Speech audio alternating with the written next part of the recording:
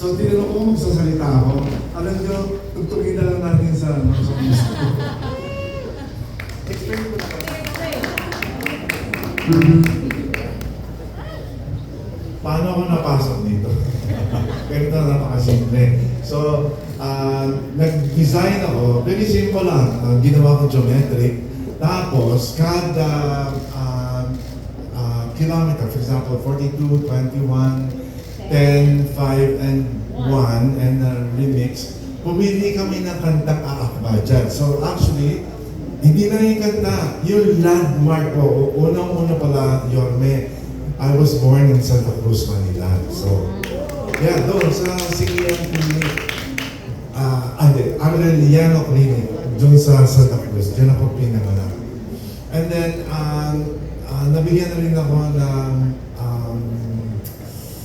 ang tawag doon, every 24th of June, meron kayong Gawad Manila. So, matagal na siguro before the before the 21st century. Tapos alam nyo, bago, okay naman, nagkikwento. Meron akong ginawa kanta kami ni Jose Javier Reyes. Pinalabas ito noong 1978 dyan sa Manila Hotel. It's entitled Manila. Hindi ko lang maalala ang lyrics anyway. Nasa iyo pa. Okay. Nasa iyo pa. Sigtagos ng tatlong tulay. Quiapo, Avenida Rizal. Pintig nitong, ang ganda ng lyrics, pintig nitong buhay na lungsod na buhay. Anyway, pagka maalala ko yung buong kanta, kakatayin ko sa inyo.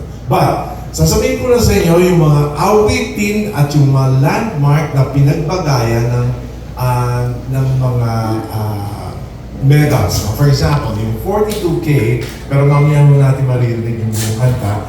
Kaya ganda na ating musika dahil ito ay sariling atin, ito ay atin, sariling atin, tama-tama po no, sa Maynila. Alam nyo na itunog doon, no? Kaya ganda ng ating musika. Yung 21K ay wala kang katulad.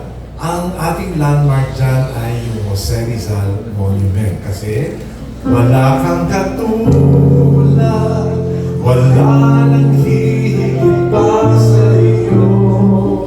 Yan, si Jose Rizal. Ang ating 10K, ito, exciting na sa akin to. Dahil nung ako ay lumilikha ng awitin, ang dami kong elements ng Manila na nailagay. Itong 10K ay kalesa ang ating ang gagamitin nating figure, no? Mga kutsero sasakay ko, kaming magkasintahan sa kalesa nyo, at lalakbay po saan ang gusto. Mula sa Ermita hanggang sa Luneta, o yun, nalagay ko yun. At ang aming 5K, ang gamit namin dito naman na figure, simbolo, ay ang jeepney na dati ay talaga namang napakarami sa Maynila. Ito, ang kanta ko na merong street na at tungkol sa isang jeepney ride. Limang taong nagtutulakan sa avenidang aking napagdaanan. Nag-aabang ng masasakyan patungo kung saan di ko malaman. Sa aking jeepney sinasakyan, mayroong natanaw na mama. Alam niyo ito eh, para mama, dito na lang bababa na ako. Para nasabi, para mama, para na dyan sa tabi. Jeep. Kaya sa jeep, Luneta, Ermita, Avenida, na ilagay ko na ano po street. Baka gagawa na noon ako kanta. Street na naman Maynila. Kaya tama si Yorme na kahit hindi na ako sa Manila nakatira, dami-dami kong memories. Alam nyo, sa totoo lang, nung high school ako, ang lagi ko dyan sa Pateria dahil meron dyan dating punong-puno ng mga music stores. Tsaka meron akong kwento sa inyo, nung bata ako, kwento sa akin ng nanay ko, kasi nakatira sa dyan sa merong Arinaldo. Para na lang yan sa sa Quiapo Church. Diyan siya tumira. At malapit yan sa Carriedo at saka sa Plateria. Alam niyo ang tawag nila ng mga musiko dati dyan? Palengke ng musiko. Dahil dyan nakatayo lahat. This is after the war. Lahat ng mga musicians, walang mga trabaho.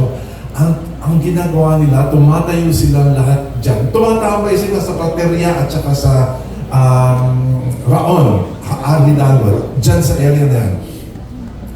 Dahil meron dumadaan dyan lagi na isang nombrador ng musicians.